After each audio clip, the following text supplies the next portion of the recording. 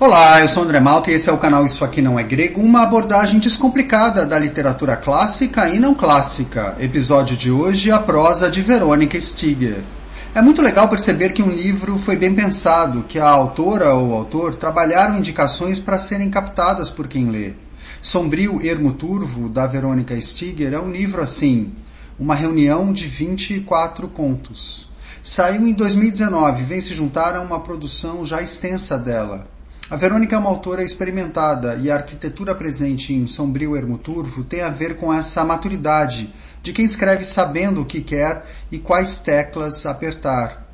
Onde a gente pode ver essa construção muito consciente no livro da Verônica.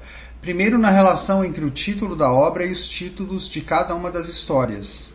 Sombrio Ermo Turvo. São 3 adjetivos que cobrem um campo semântico parecido, que falam de algo soturno, desértico, difícil de discernir.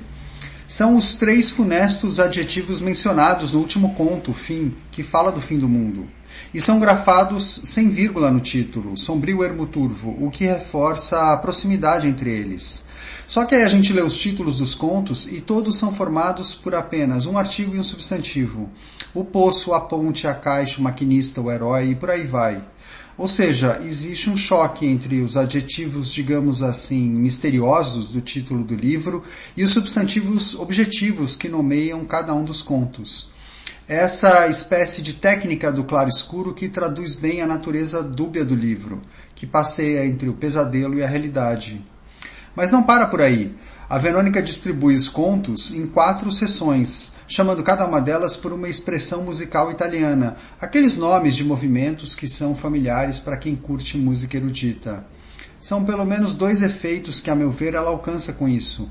Fazer a gente ler um pouco os contos de cada seção de acordo com essa marcação musical e, ao mesmo tempo, sublinhar o lado risonho da apresentação desse universo literário.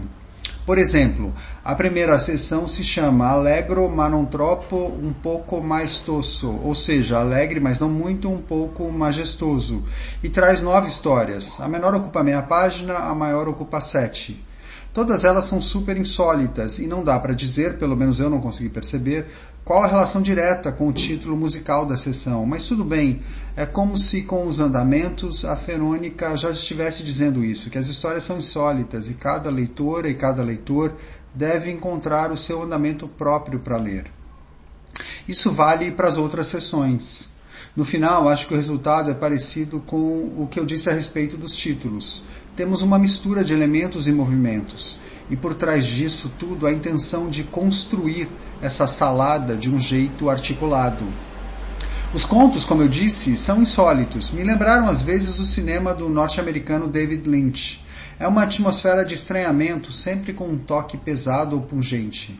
O primeiro conto, O Poço, só tem meia página e fala de alguém que se deita à beira de um poço, que não tem mais água e virou um buraco negro, alguém que deseja retornar ao útero ardente da terra. A ponte fala de um cara que tinha decidido nunca cruzar a ponte romana da cidade onde morava, mas que termina atraído por ela e partindo num barco, não sem antes depositar uma moeda na mão do barqueiro. A narrativa deixa a impressão de ser uma alegoria da morte. A caixa fala de 3 sujeitos que fazem um percurso com uma caixa tapando suas cabeças, sendo observados por alguém que no final veste uma roupa de lobo. O boi, outra história de meia página, fala de um homem que abate esse animal com um tiro, olhando nos olhos.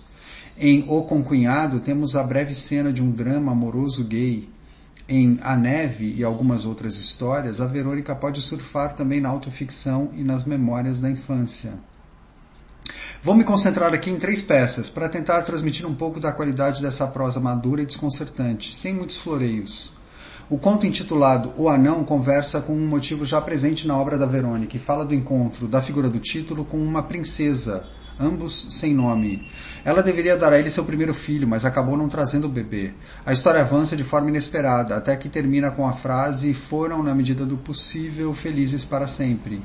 É uma narrativa vívida, dominada por diálogos que prendem, mas o trecho mais longo que quero citar é o da abertura. Ouçam. O anão estava na mesa da janela, ao lado da porta do restaurante, sentado numa cadeira alta, normalmente reservada às crianças. Com as perninhas balançando no ar e o bracinho curto e troncudo apoiado no parapeito, observava distraído o movimento da rua.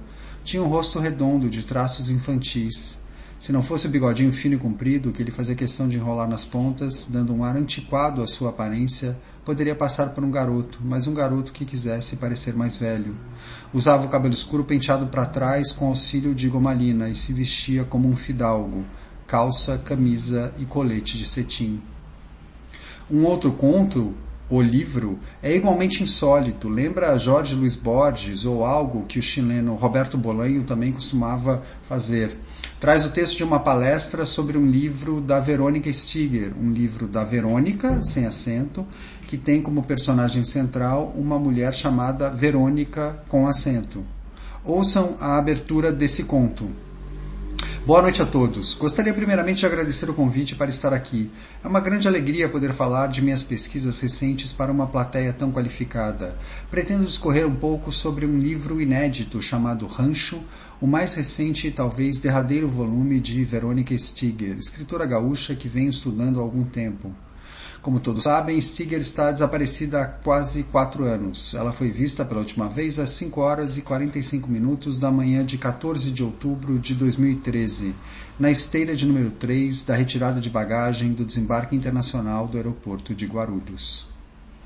Mais adiante, o texto da palestra, que traz notas e tem até uma passagem desse romance inédito da Verônica intitulado Rancho, diz o seguinte: Rancho conta a história em primeira pessoa de uma mulher, Verônica, que percorre o mundo promovendo apresentações em que ela lê sempre o mesmo texto, um poema longo em tercetos, dividido em 3 partes. Stiger sempre se achou muito hegeliana. A personagem afirma no livro, sem qualquer modéstia, que aquele poema é a sua divina comédia. Essa ausência total de modéstia, diga-se de passagem, é, ou era, não sabemos que fim levou Stiger, uma característica também da autora, não só da personagem, como explicarei logo adiante. É um conto bem-humorado, por brincar com as referências ao trabalho da Verônica e rir da autoficção. Entre tantas explorações interessantes, há ainda 2 esboços teatrais, ou seja, só com diálogos e rubricas, um chamado A Casa, que fala de uma mulher trans, e o outro chamado A Piscina, o texto mais extenso de Sombrio Ermo Turvo. Nele encontramos algumas vozes anônimas que se revezam ao apontarem para personagens envolvidos num acidente de carro. Várias frases se repetem de uma voz para outra. Mais para frente acompanhamos ainda diálogos travados entre as próprias pessoas envolvidas. Para deixar tudo ainda mais estranho, os trechos são separados usando-se os nomes das horas canônicas, aquelas divisões do tempo que orientavam as orações cristãs durante o dia. O cenário é a piscina do título, e a Verônica mostra competência aqui para recriar a conversa informal. Ouçam uma das vozes da parte inicial e reparem nas rubricas. Está vendo aquela lá de lenço na cabeça? Aquela de tomara que caia e saia preta? Um pouco sem paciência.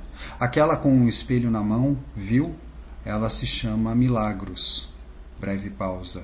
Não perde ela de vista. Pausa. Ela precisa de cuidado, ainda não se recuperou totalmente do acidente. Estava no banco do passageiro quando o carro bateu na mulher. Foi horrível. A mulher morreu na hora. Era conhecida de todos. Deixou uma menina que foi adotada pela família. Pausa. Tem gente que diz que o acidente foi culpa dessa aí. Essa aí que fica se olhando no espelho. Baixando a voz. Ela teria tirado a atenção do motorista bem na hora que a mulher cruzou a estrada. Agora o trecho dito por uma outra voz. O que aquela ali está fazendo? Aquela pequenininha de cabelo curtinho, a de saia curta, viu? Ela se chama Lucia. Não se aproxima muito dela. Ela desconfia de estranhos, não gosta de falar com gente que não conhece. Também pudera, ela não tem mãe. Baixinho, como se contasse um segredo. A mãe dela morreu num acidente. Foi atropelada. Isso mesmo, atropelada. E ela ficou sem ninguém, pobre coitada. Acabou adotada. Adotada sabe por quem? Falando novamente baixinho. Pela mulher que matou a mãe. Pausa. Essa gente toda está envolvida no acidente. Cuida com eles. Eles são estranhos. E cuida dela. A diversão, dor, mistério e banalidade na prosa madura e instigante da Verônica. Eu fico por aqui. Obrigado por ouvir. E até a próxima.